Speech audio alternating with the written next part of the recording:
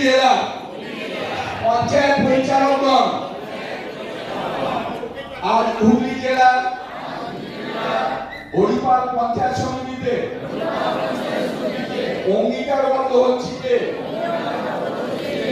আমাদের আর্থিক সামাজিক পরিবেশ উন্নয়নের লক্ষ্যে আমরা এলাকার সকল সহভাগী বিকেন্দ্রীকৃত ভিত্তিক উন্নয়ন পরিকল্পনা উন্নয়নের সকল ক্ষেত্রে পিছিয়ে পড়া মানুষজনকে দলমত নির্বিশেষে অগ্রাধিকার দিয়ে করব এবং উন্নয়ন প্রক্রিয়ার এই কর্মযজ্ঞে একজন সহায়কের ভূমিকা পালন করব।